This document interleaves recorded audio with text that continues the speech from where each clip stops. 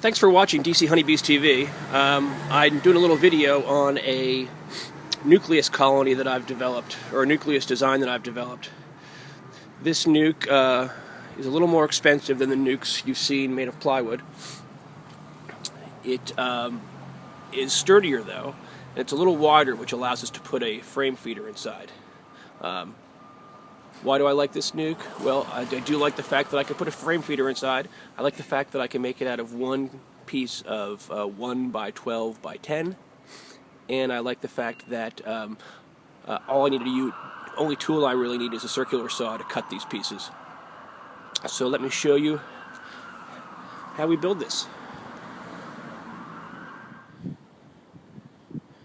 So beginning with my bread and butter nuke, we've taken a 1 by 12 by 10 foot long common board, and we've cut it up into 6 sides that make up the basis for the box. The sides themselves are 19¼ inches. We have 2 of those. The ends are 11¼ inches. We have 2 of those.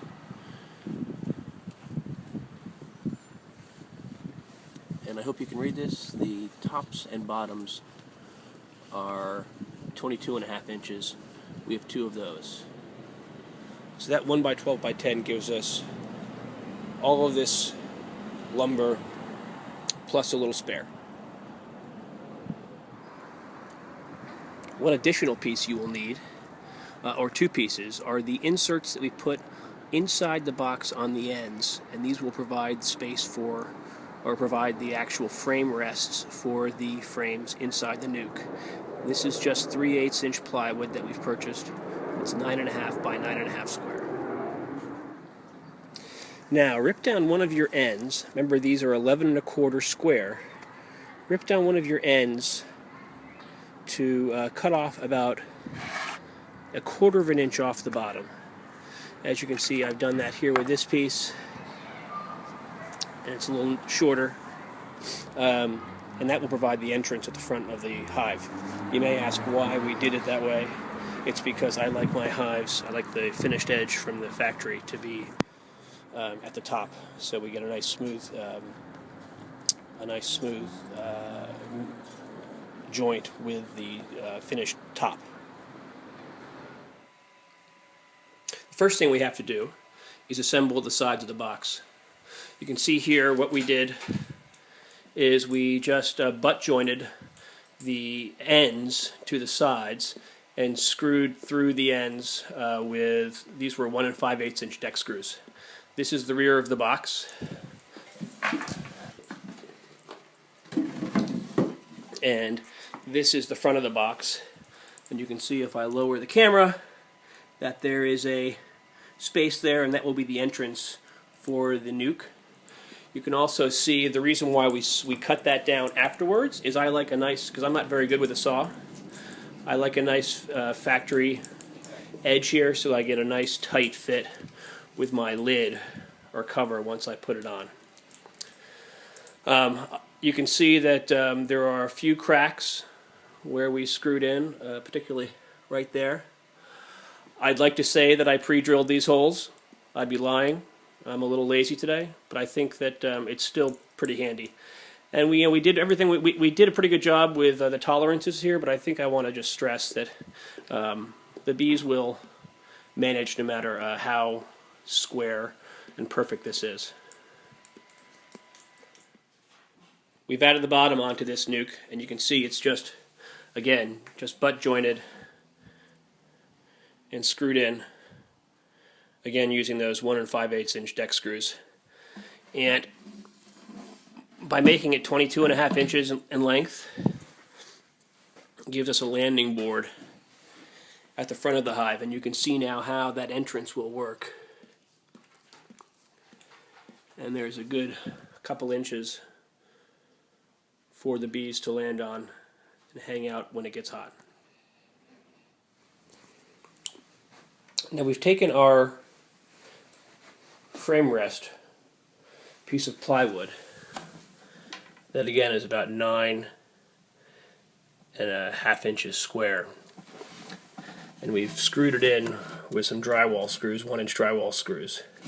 And we've left the edge, or left a reveal there, of 7/8 of an inch, which is just a hair more than 3/4 of an inch.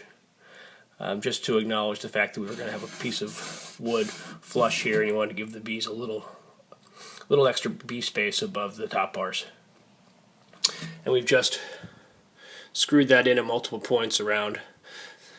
That keeps it from cupping or warping. And you can see we do have some spaces around the edges of that frame rest. I'm not going to worry about that. It's not exact. And the bees will fill it if they need to. And we can see we've got a matching one on this side.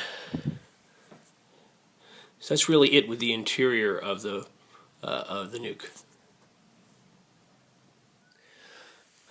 Our top is simply our 22.5-inch board, onto which we've screwed some 1x2 cleats. We've screwed those into the top. And the reason why we do this is the cleats not only provide a nice overhang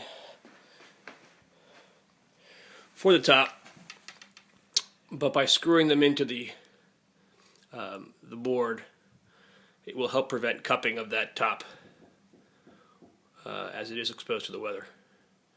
We've got cleats on both sides. And so now all we have to do is add some handholds and we're done.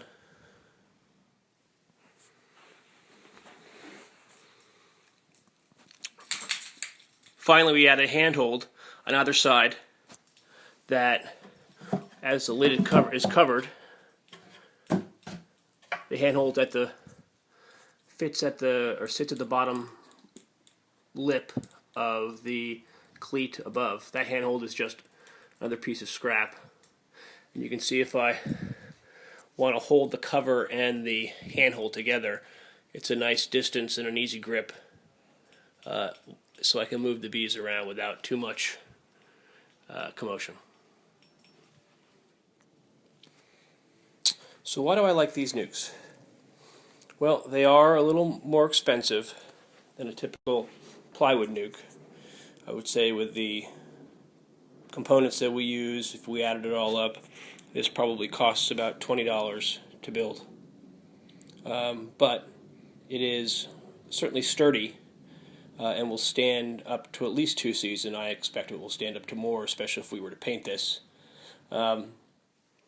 These nukes are a little bulkier and heavier. We do have handholds for them, but we don't intend to be moving these. We will be using these to be growing packages into nukes, early March or late March packages into nukes that we can sell in late spring. So we don't intend to be moving these too much, and then we'll remove the frames and sell and put those into cardboard nuke boxes for sale. But I think the biggest key component I like about this nuke is I can fit a frame feeder in here. This happens to be a 1-gallon frame feeder. I think I can probably fit one that's even larger in here, plus 5 frames. So that means that not only can they get access to syrup fairly easily and large quantities of it, it means I will have to refill these feeders much less often. And just to give you a view of the final finished nuke,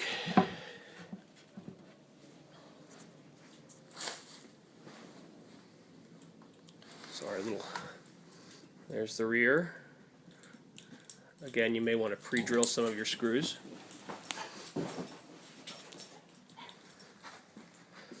And the front. So we hope to have this nuke in place and be an active participant in our apiary pretty soon.